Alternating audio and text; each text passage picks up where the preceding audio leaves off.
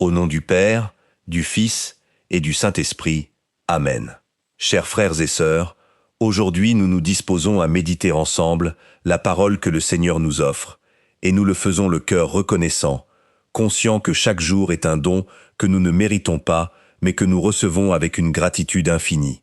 Merci notre Dieu, pour la vie, pour la foi qui soutient nos pas, et pour cette occasion de nous arrêter, pour écouter ta voix au milieu du bruit quotidien. L'évangile de ce dimanche nous présente la parabole du semeur.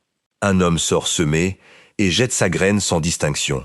Certains grains tombent sur le chemin et sont dévorés par les oiseaux, d'autres tombent parmi les pierres et se dessèchent faute de racines, d'autres tombent parmi les épines qui les étouffent, et enfin, certains tombent en bonne terre et portent un fruit abondant, les uns 100 pour 1, d'autres 60, d'autres 30.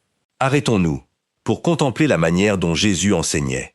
Il se servait d'images simples, proches de la vie quotidienne, afin que son message pénètre profondément le cœur humain. Cette sagesse unie à la simplicité doit nous inspirer, tant dans notre vie personnelle que dans la façon dont nous partageons la foi avec ceux qui nous entourent, en particulier avec les plus petits. Chaque parabole garde un pont entre le visible et le spirituel, et ce pont nous conduit à mieux comprendre le royaume des cieux. Le semeur qui sort semer est une figure de Dieu lui-même, qui prend toujours l'initiative de s'approcher de nous. Il n'attend pas que nous soyons prêts pour déposer sa graine. Il l'offre avec générosité, sachant même qu'elle tombera sur des terrains difficiles. Aux yeux humains, cela pourrait sembler un gaspillage de semer sur des pierres ou parmi des épines. Mais le pouvoir de Dieu est capable d'assouplir ce qui est endurci, de déplacer ce qui semble immobile et de rendre fertile ce qui aujourd'hui paraît stérile. Cependant, le temps pour préparer notre cœur n'est pas éternel. Le moment de la moisson viendra. Et alors il deviendra évident si nous avons accueilli la parole avec sincérité ou si nous l'avons laissée passer.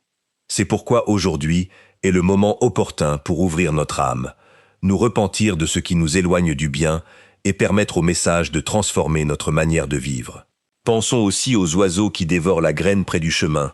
Ils représentent ceux qui tentent de nous arracher la grâce avant qu'elle ne puisse fleurir. Le terrain pierreux nous parle d'un cœur superficiel, incapable de prendre des racines fermes, souvent à cause de notre attachement excessif au matériel. Et les épines symbolisent les soucis, les peurs et les tensions qui, sans que nous nous en rendions compte, étouffent lentement notre vie spirituelle, nous affaiblissant même davantage que les tentations directes. Aujourd'hui, nous sommes invités à lâcher tout ce qui entrave notre chemin de conversion. Nous ne pouvons pas rester dans la tiédeur, ni laisser le découragement éteindre le feu de l'amour de Dieu en nous. Nous nous abandonnons donc entre ses mains, confiants qu'il connaît mieux que nous-mêmes ce dont notre âme a besoin pour guérir et grandir. Demandons aussi sa protection, qu'il couvre nos foyers, qu'il garde ceux que nous aimons, qu'il éloigne de nous toute ombre de mal et nous soutienne dans les moments de doute ou de fatigue.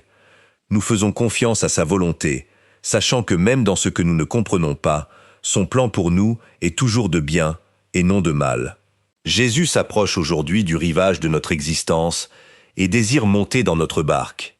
Il veut marcher à nos côtés et transformer notre réalité par sa présence. Il nous rappelle qu'il existe deux véritables sources de vie, sa parole et le pain qui se rompt et se partage. Laissons-le occuper le centre de notre existence et non nos propres limites ou nos peurs. Demandons-nous sincèrement, comment est la terre de mon cœur pour recevoir la parole? Quels obstacles m'empêchent de grandir spirituellement?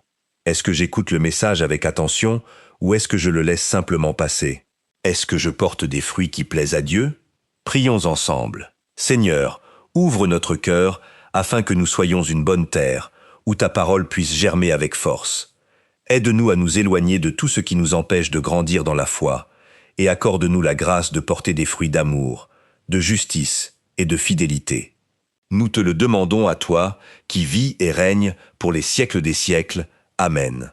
Que la bénédiction du Père, du Fils et du Saint-Esprit descende sur chacun d'entre vous en ce jour, et que la paix habite dans vos cœurs et dans vos foyers.